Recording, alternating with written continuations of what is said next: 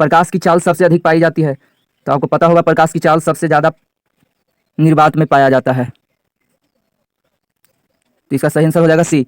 आगे बढ़ते हैं प्रश्न संख्या 18 पे। लाल और नीले वर्ण की किरणों के कांच की सतह पर वायु में आपतन कोण समान तथा कांच में अपवर्तन कोण क्रमशः R1 तथा R2 है, तब।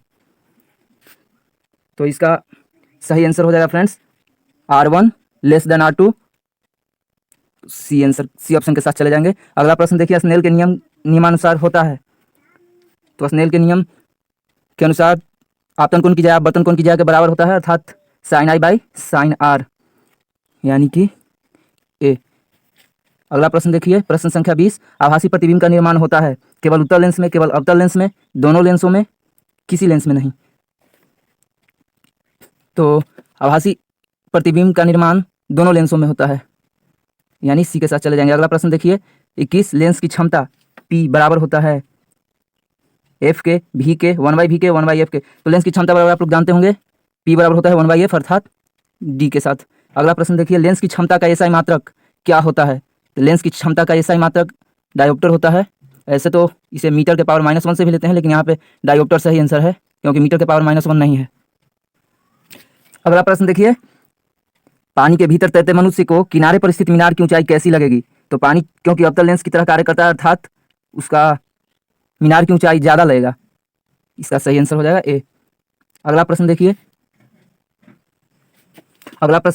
शीशे के स्लैब से जब प्रकाश का अपवर्तन होता है तो उसमें क्या होता है?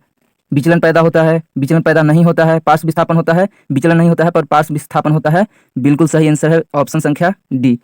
और आप भी पेन पेपर लेकर अपना आंसर मिलाते रहेंगे और कमेंट बॉक्स में अपना पिन कर दीजिएगा स्कोर कितना आपका सही हो रहा है। अगला प्रश्न देखिए, 25। कौन सा लेंस अपसारी लेंस भी कहलाता है? इसका आंसर हो जाएगा फ्रेंड्स अवतल लेंस। अगला प्रश्न देखिए, निम्नलिखित में कौन सी वस्तु वास्तविक प्रतिबिंब बना सकता है? कांच की समतल पट्टी, अवतल लेंस, उत्तल लेंस, इनमें से कोई नहीं।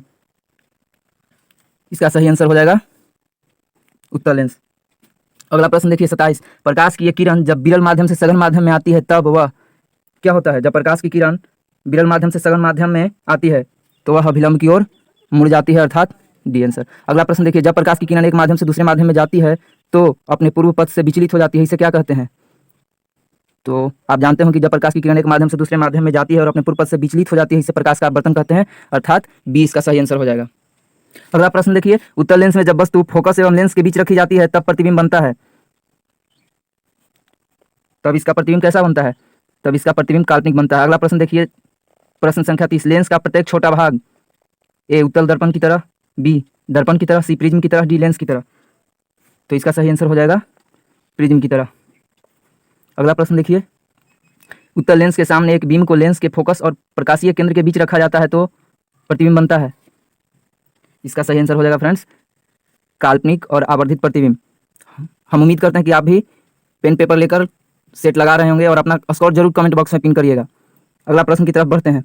32। दो माध्यमों के सीमा पृष्ठ पर एक प्रकाश किरण लंबवत आपतित होती है तो अपवर्तन कौन होगा?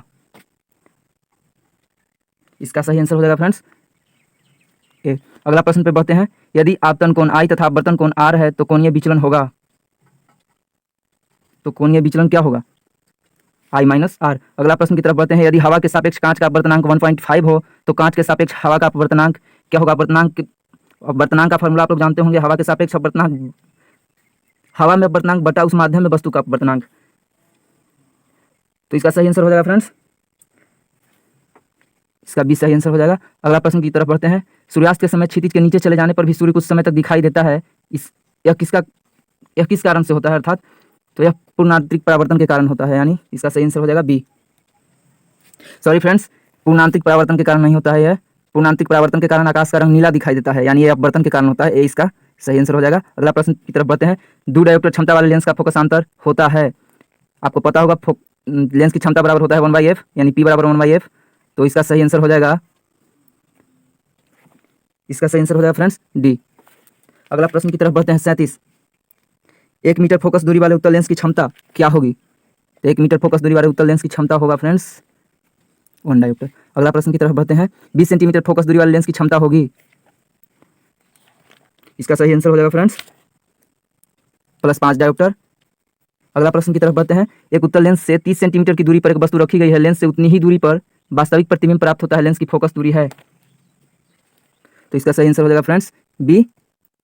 अब अगला एक्सरसाइज का वीडियो कुछ समय बाद अपलोड करेंगे। तब तक आप लोग इस चैनल को शेयर और सब्सक्राइब करें, लाइक करें, ज़्यादा से ज़्यादा शेयर करें, ताकि हमें मोटिवेशन प्राप्त हो और आपके लिए अच्छा से अच्छा वीडियो अपलोड करें। तब तक के लिए